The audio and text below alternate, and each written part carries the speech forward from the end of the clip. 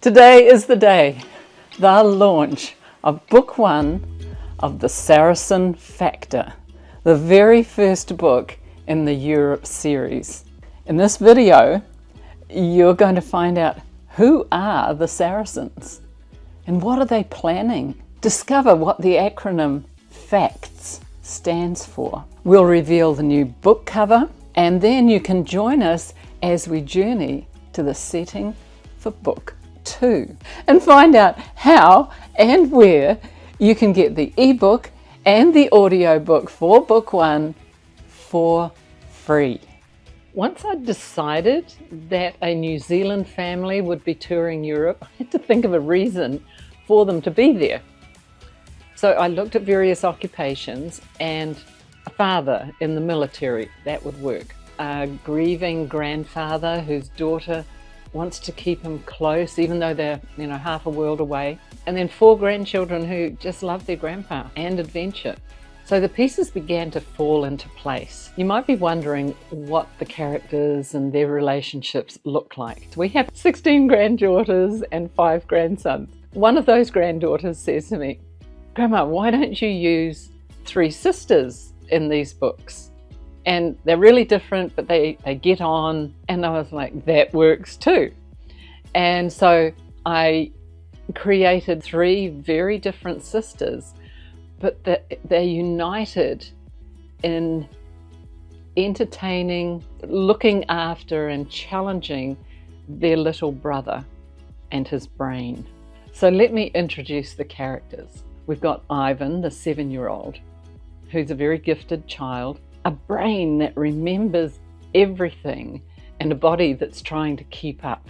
Then we've got Shani, who's the older sister and sort of more analytical, very organized, trying to fit life onto a spreadsheet. But she also has an amazing knack to ask Ivan just the right questions to distract him, but also to fuel his curiosity.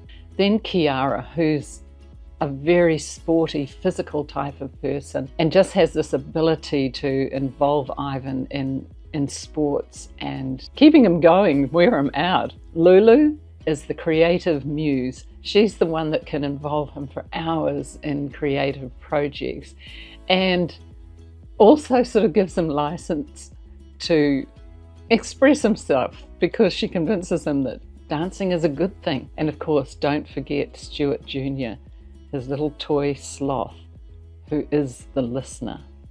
As the extended family tree literally began to grow in my mind, I saw how the characters could discover their roots in different countries. I did a bit of research and I found, according to the census, that 70% of New Zealanders trace their roots back to Europe. One grandfather who's a New Zealander, a grandfather who's English, a grandmother who's German, another grandmother who's Irish. But I began to imagine how, as the children learn their stories and then start visiting, that they can literally walk in the footsteps of their ancestors in all these ancient places. So this story wasn't just plausible, I was really starting to enjoy it.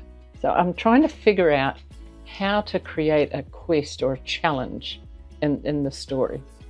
And then one day I'm talking to my 7-year-old grandson and he asked me this pretty tough question. But I said to him, "I do know the answer, but I didn't think you would."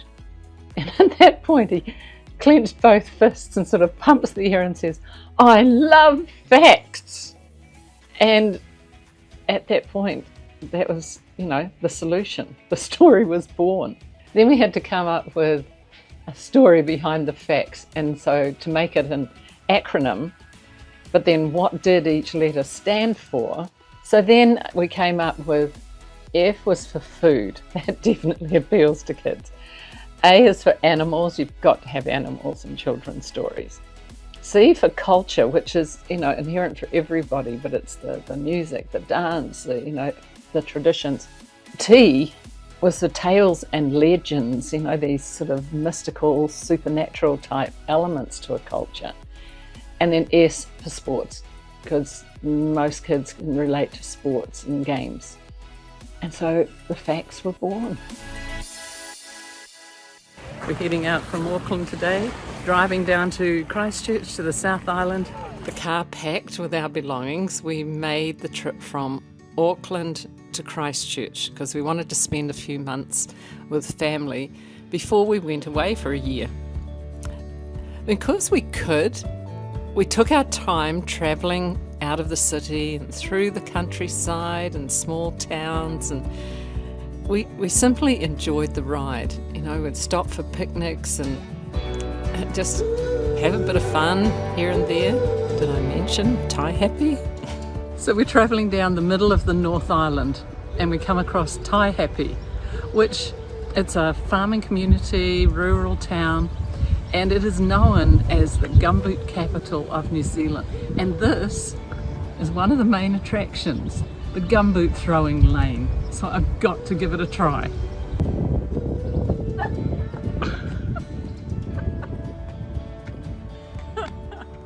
I tried.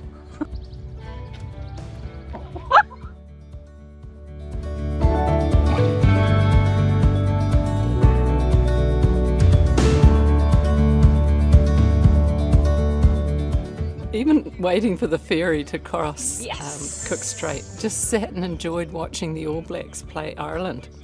It was just so nice to feel at peace, even though we knew we had a lot lying ahead of us. We stopped at one beach at Kaikoura and I met a fellow writer on the beach and we shared stories. And it was just so good to speak confidently about Europe and then to feel her genuine excitement for us. Then it was time for reuniting with the family.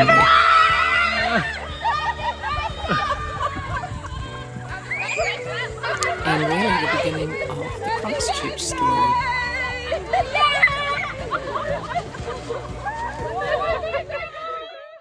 And we are ready for the official launch of the Sarason Factor. Book 1, Auckland Action.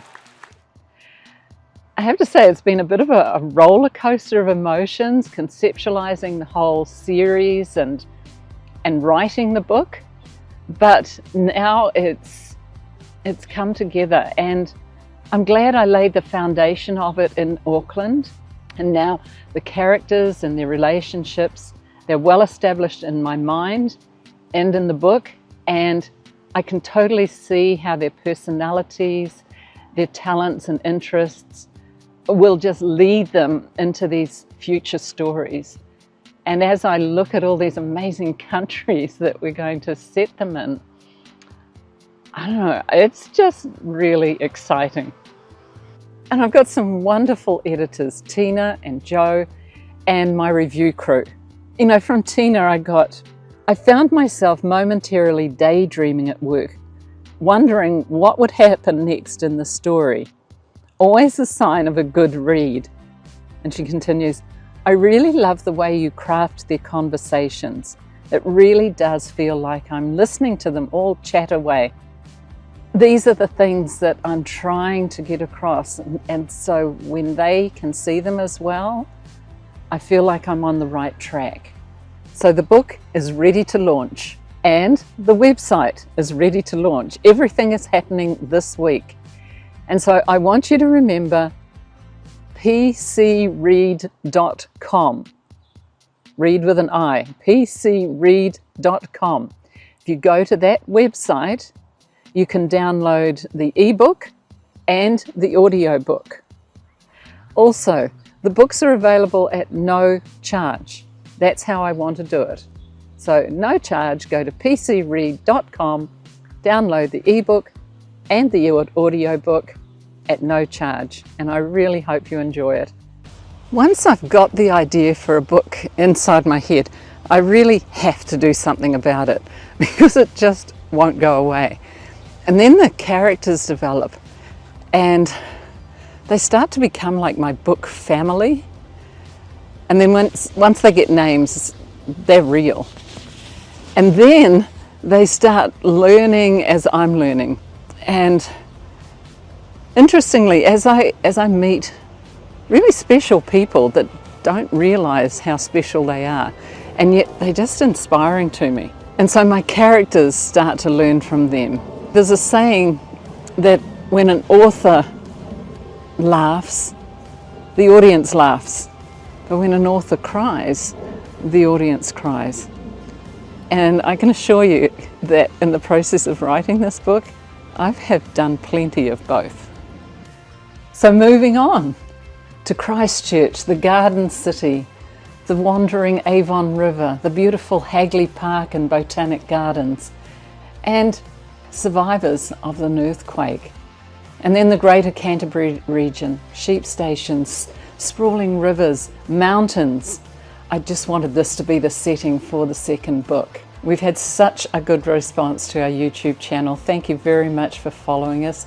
Really appreciate your comments. I want you to learn as much as I can share with you, so I invite you to like, comment and join us on this next part of our journey.